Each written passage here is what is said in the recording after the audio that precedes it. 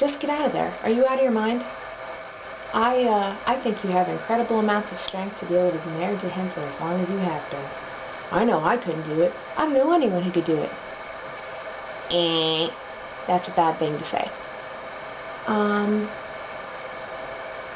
You signed up for this. That might be the #1 thing that we hear from people, isn't it, as military spouses? You signed up for this. Well, I suppose I did. But that doesn't mean it's easy, and that doesn't mean that I know exactly. I mean, usually when you take a job, you're kind of told of what you're in training for. But with the military, it doesn't necessarily happen like that. You just say you're in, and we're going to do with you what we want to do with you, and then we're going to leave you as we would like to leave you. Well, thankfully, God did not allow that to happen, and the world did not trample on me completely. I'm still here. Other things not to say. Boy, you're looking like crap. You look like you need a vacation. Well, thanks. I did. I still could use one. And? Another one? Boy, I'm not sure you look like you're having a good time in marriage. Either you should check into marriage counseling, or I'll help you fly a ticket out here so that you can spend some time away from your husband.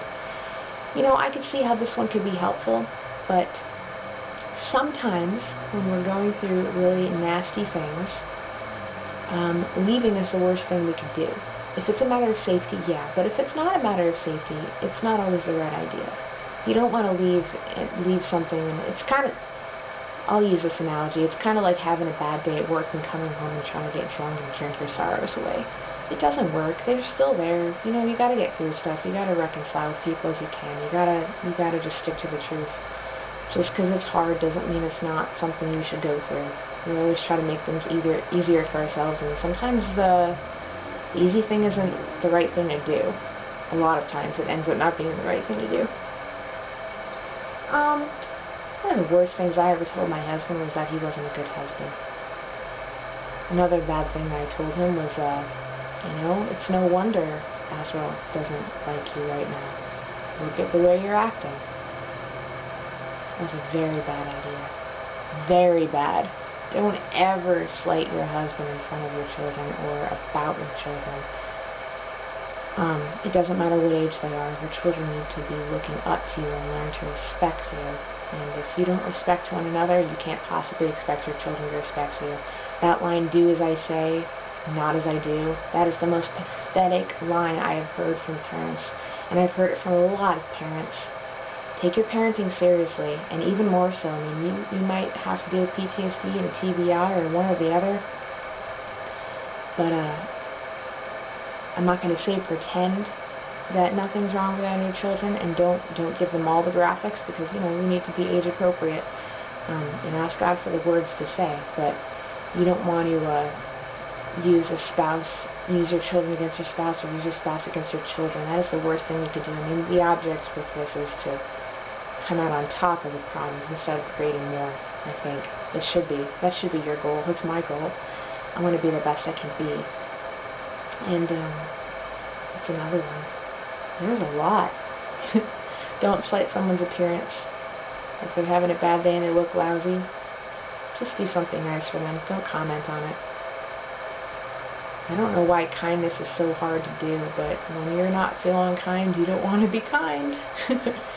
It's like we speak out of our emotions far more than we speak out of our minds, and that's really an unfortunate thing.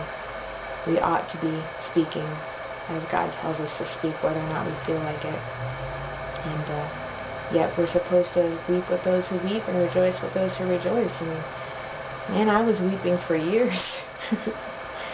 Years. And it just didn't really, I had, you know, a few moments here and there where it was good, you know, but not too many people would kind of try to sympathize with me. Instead, they would just be like, oh, I'm so sorry for you, I don't know what to say. I wish I could have told them at that time what to say, but I couldn't. And even now, I don't know, I think everything irritated me for a while. I was not a nice person. I was just taken down by everything. I guess you could say I was taken captive. I was in bondage or whatever. No, not really. I was just really burdened, and I longed for someone to share that burden with, and I longed for other military wives to connect with who would I'd be able to confide in without it getting backfired to my husband. It got to the point where I had to seek professional help, and that ended up being a really good thing, and that's kind of what I keep avoiding talking about in this, because I don't want to. I suppose it has to happen, but I'm going to get through the rest of my little topics here before I start talking about that stuff.